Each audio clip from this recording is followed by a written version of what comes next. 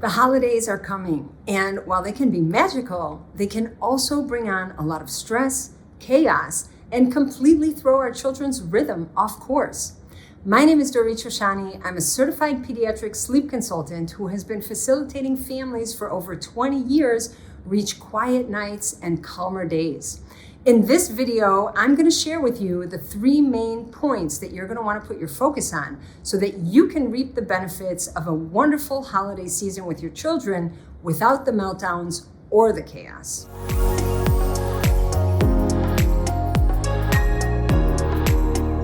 I was at a major family event this week, and it was a big house, lots of family, lots of people. And I noticed that at a certain point, a family came in with a little boy who was 2.5, and immediately he went to play with my son.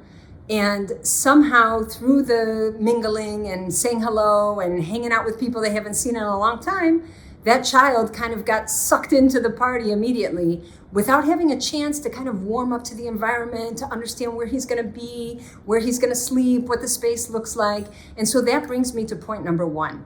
When we are at a family event away from our own home, we want to orient our children around where they're going to be sleeping, what that space looks like. Here are your familiar objects. Maybe they would walk in with a pack and play, go into the room, set it up, take out the child's familiar objects and show him, look, sweetie, here's your bunny, here's your bed. This is where mom and dad are going to sleep, and this is what you're going to need to go to sleep. And this is all set up for later. We're not going to worry about that now, but just so you know, this is where we're going to be tonight. That small intentional moment, which maybe would have taken 5 to 10 minutes, could have made all the difference in the way that the rest of the evening would play out for this little boy.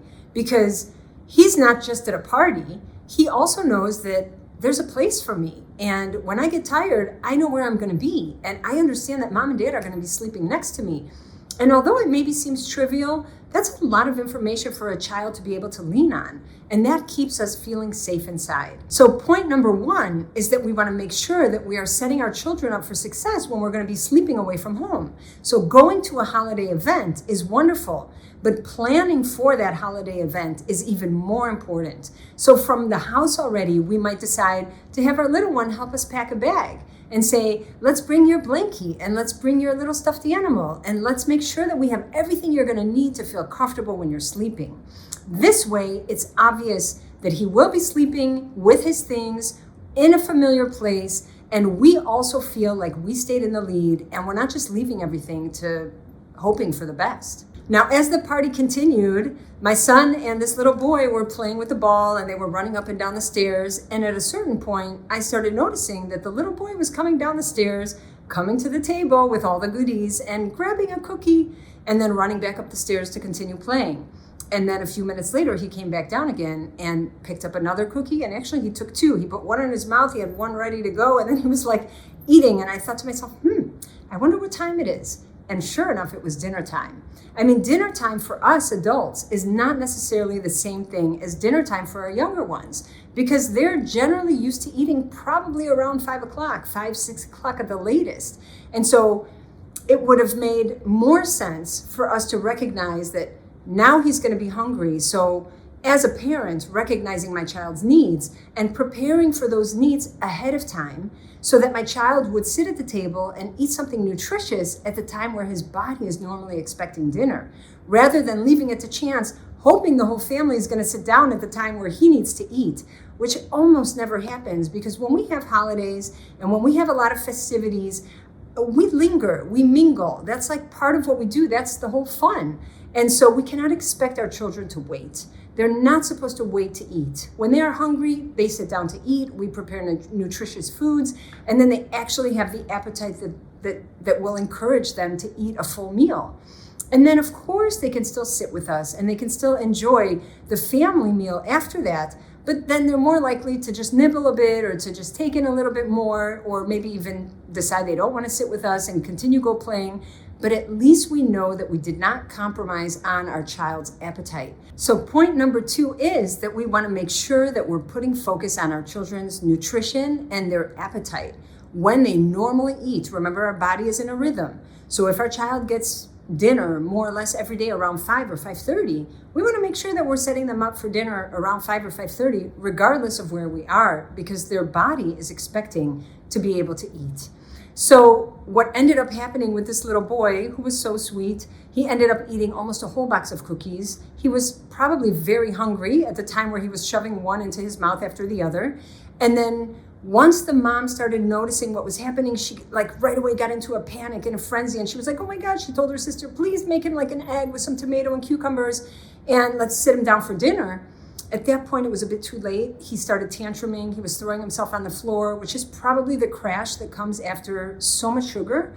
And by the time she actually consoled him and got him up at the table to eat, even though she sat with him and she tried, his appetite was gone. And he just didn't want to have anything to do with the eggs. And we also understand that when we're feeding our children sugar, or when our children are ingesting these high processed foods, they no longer have a taste for nutritious, healthy options. So make sure, it's not that they can't have a cookie or two.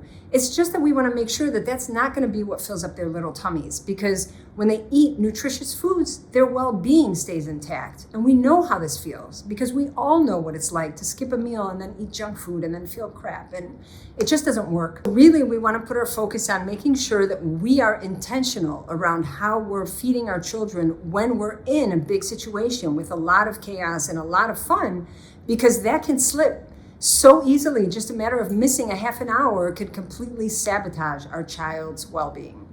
And point number 3 that we want to put our focus on is bedtime, of course. And so if we already set everything up with orienting our child around point number 1, here's your sleep space, here are your familiar objects, I brought your sound machine, all that you need is here, your jammies, your sleep sack, whatever it is. Once it's time for bed, now, maybe I should kind of go back a minute. What does that mean, time for bed? So let's say our child is used to going to bed at about 7 p.m., but we're at a party. We don't want to put our child to bed at 7 p.m., so we can stay curious, which is another one of my favorite things to say. So we stay curious, meaning we're going to watch our child. We're just going to be aware and put intention around when he seems like he's not having a good time anymore. That's going to be the time I take him up to the bedroom and start preparing him for bedtime. And so we're allowing, because we want flexibility. We don't want to be rigid around holidays, but we also don't want to throw in a towel and be like, okay, whatever, it's a free-for-all, you do whatever you want, because that's just going to create meltdown after chaos. No one's going to have a good time, and it's just going to be super stressful.